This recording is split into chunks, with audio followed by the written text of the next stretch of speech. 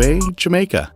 While it's not detailed who her father was, she grew up in a family that emphasized strong values and community support.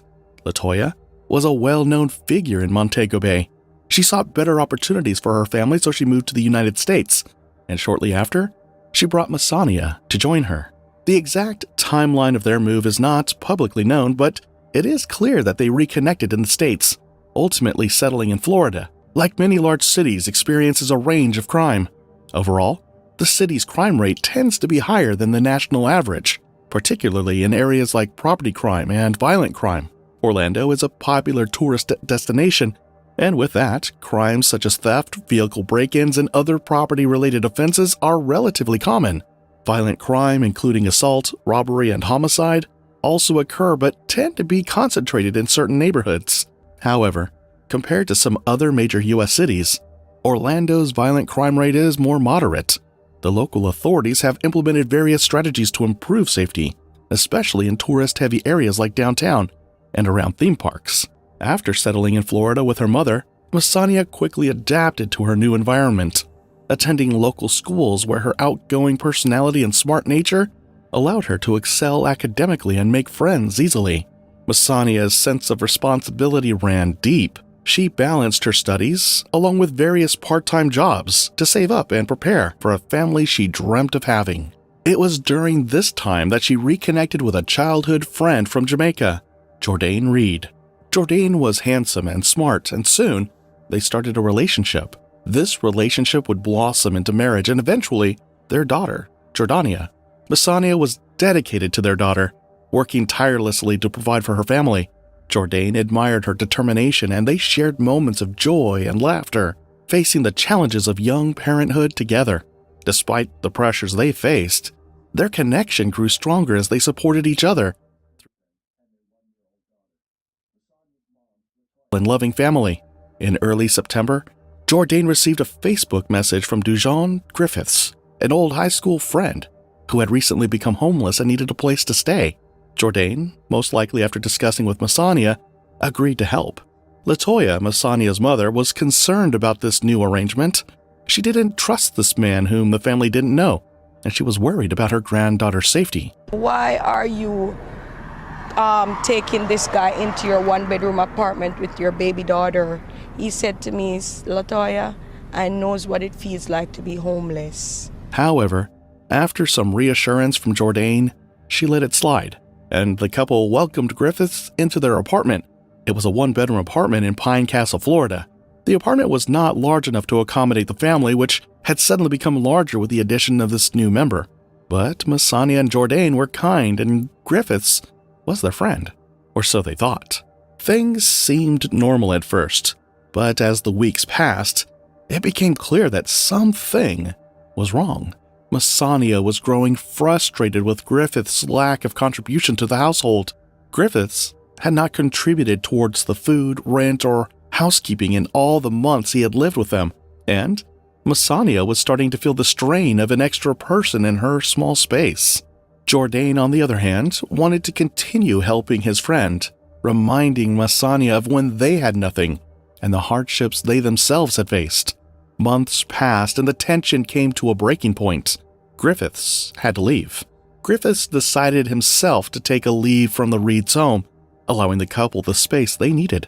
Masania was glad to see him go, even though she didn't bear him a grudge. On September 6, 2021, Griffiths reached out again after a brief time away, asking if he could return and live with them. Once again, Jourdain, who didn't want to be perceived as insensitive to his old friend's plight, accepted him back at the expense of his happy home. This return reignited the strain on the small family and the stress between Jourdain and Masania. Jourdain had to make a tough decision: his family or Griffiths. After a long night discussing the need for Griffiths to move on, Jourdain made a choice. The next day, September 7th, they agreed it was time for Griffiths to leave. Jourdain would drive him to the Greyhound bus station and buy him a ticket home. Masania decided to go with them. She sat in the front passenger seat with her daughter Jordania in her lap, while Jourdain drove, and Griffiths sat in the back. Griffiths wasn't happy to be leaving, and the drive to the bus station was tense. the silence in the car thick enough to cut with a knife. Both Jourdain and Messania hoped this would be the last of Griffiths. By the time they realized Griffiths' intentions, it was too late. The snick of the gun was followed at once by the sound of a gunshot exploding from the back seat. Griffiths had shot at Jourdain. Then he turned the gun on Messania, giving Jourdain time to fight his way out of the car, which was now a death trap. In a bid for survival, Jourdain abandoned the vehicle and his family with it, running for his life. He looked behind to find Griffiths chasing after him, still shooting as he tried to finish the job. While Jourdain tried to save his life, a bleeding Messania was still trapped in the car with her shocked child. Messania was possibly even dead before Griffiths, thinking he had unalived Jourdain, came back to the parked car, slid into the front seat, and drove to another parking lot. Griffiths fled the scene. The friendship that had once been a source of hope and support was now a source of unimaginable pain.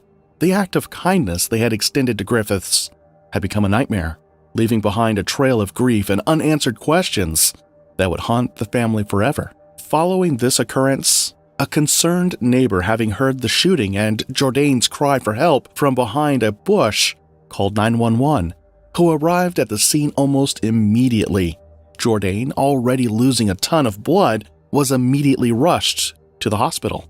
By the time the police arrived to question him, he could barely speak. He knew his wife's killer, but he couldn't tell the officers. There was even the possibility that he would die with this information. Messania's neighbor was quoted saying, "There's been a lot of cops. They've been circling the neighborhood, looking for the person who did this."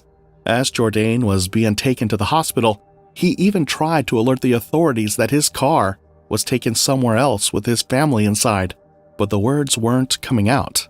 He was too weak and was immediately rushed into ICU. After undergoing surgery and minimal treatment, he was able to identify Griffiths as the perpetrator and was able to give a detailed description of him. He gave a description of his Volkswagen Jetta with his family inside, and using GPS technology, investigators were able to locate the car. Inside, they discovered a very disturbing scene. Inside the abandoned car were the bodies of Messania Malcolm and her 1-year-old daughter Jordania. Messania had died from fatal gunshot wounds to the face, neck, and hand. Her death was declared a homicide by the officers. In a worrying twist, Jordania's body bore no marks or wounds that might have caused her death. It would be later discovered that she had died from heat exhaustion and suffocation, having been locked with her dead mother in the car with the air conditioner off for 2 days. Given how long they were abandoned, Jordania stood little to no chance of survival. She crawled on her mom and just was there until she passed. She tried to wake her mom. They left her in the car for so many days. They went to school together. She was concerned when Griffith stayed with the couple and even asked her daughter's boyfriend why. Why are you taking this guy into your 1-bedroom apartment with your baby daughter? He said to me, "Latoya, I knows what it feels like to be homeless, so I'm gonna help." Messania's mother was beyond distraught when she heard about the tragic event. It was one thing to lose a family member, but losing the entire family on the same night was dreadfully painful, especially given the fact that she had foreseen this happening and warned them to the downsides of situations like this. And she's a baby. She's a baby. God, I can never be the same again. Never. My life is changed forever. Never be the same. A warrant was issued for Griffith's arrest shortly after the bodies were found. He was considered armed and dangerous. Police are now searching for this man who is still on the run tonight. Orange County deputies searching for this man tonight, Dejon Griffiths. Griffiths is a person of interest in that crime, and we've already seen his propensity for violence. This is the worst thing ever, and I hope he's caught. Reed tells us that the couple had been trying to help Griffiths and that he moved in with them in August. She has a message for him. May God have mercy upon your soul. Dejon Griffiths, may God have mercy on your soul. For nearly 3 years, Griffiths remained on the run, evading capture while authorities searched for him. Investigators followed leads, scoured social media for any signs of his whereabouts, and reached out to the public for assistance. Flyers with Griffith's photo and details about the case were distributed throughout Florida and neighboring states, begging anyone with information to come forward. Months passed without any significant breaks in the case, but LaToya, Masania's mother, refused to lose hope when the suspect was still on the run. She needed justice for her family and closure from the pain left behind. In March 2024, 3 years after Masania's death, came a day that would change everything. As LaToya was attending a community event on domestic violence awareness, she received a call that would sharpen her pain once again. Dujon Griffiths had been arrested during a routine traffic stop in Linden, New Jersey. Officers discovered his outstanding murder warrants from Orange County and took him into custody. LaToya felt a rush of emotions: relief, anger, pain, joy, as she thought about the years of pain and uncertainty. The news spread quickly through social media, igniting a wave of reactions from the community that had supported her throughout the years while she searched for her daughter's killer. Jourdain Reed, on the other hand, learned about Dujon Griffiths' arrest through news reports that circulated after Griffiths was apprehended. Upon hearing the news, Jourdain was relieved that Griffiths had finally been caught, but he couldn't deny his anger and sadness as he was reminded of the tragic loss of his family. The long wait for justice had been agonizing, and while the arrest brought a sense of closure, it could never replace what he had lost. Jourdain expressed hope that this development would lead to accountability for Griffiths and provide some measure of peace for him and Masania's family.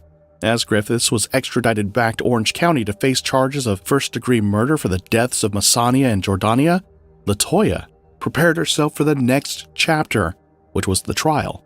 She knew it would be a painful process, but she was determined to see justice served for her daughter and granddaughter. In the months leading up to the trial, LaToya became an outspoken advocate for victims of violence, sharing her story at various events and using her platform to raise awareness about domestic abuse and its devastating effects.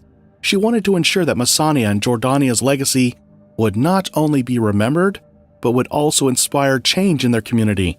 Griffiths had been kept behind bars for the charge of first-degree premeditated murder. The family of the victims had waited more than 3 years for justice, and now may be a step closer to getting it. LaToya steeled herself for what lay ahead, knowing that she is not just fighting for justice, she is fighting for her family's memory and for every victim whose voice has been silenced too soon. She has said that she has nothing to say to Dujon Phillips, that she's unwilling as yet to forgive him because she's still in the grieving process. She had been robbed of her family by someone she thought was a friend. Dwayne Griffiths, I'm not in the place where I have forgiven Dujon. I'm still in the grieving process as we speak. I'm still angry. This case has progressed significantly. Dujon Phillips was indicted by an Orange County grand jury for first-degree murder in relation to the deaths of Masania Malcolm and her 1-year-old daughter, Jordania Reed. He faces multiple charges, including attempted first-degree murder for shooting Jourdain Reed. The story of Masania Malcolm and Jordania Reed highlights the importance of recognizing red flags in relationships, as initial kindness can lead to danger. Effective communication can prevent misunderstandings and violence, while strong support systems are crucial for those feeling overwhelmed. While nothing can justify the terrible crime Griffiths committed, it raises many questions for our detective community. Why would he suddenly turn on the family that helped him? Was it more than just the tension in the house? Was it envy? Griffiths was essentially homeless, a guest relying on their generosity, while his friend Jourdain had a stable home and a loving partner. Could that envy have driven him to act out in such a brutal way? And what about Masania's mother? She had concerns from the start, sensing something was off. Was it just the unease of letting a stranger in? Or did she pick up on something deeper that even she couldn't fully explain? Her warnings raise even more questions. Did she sense the danger that no one else saw? Or was it simply a mother's instinct? Thank you so much once again for watching another video by Wednesday Crime. If you like the way we bring you stories or you learned something new today,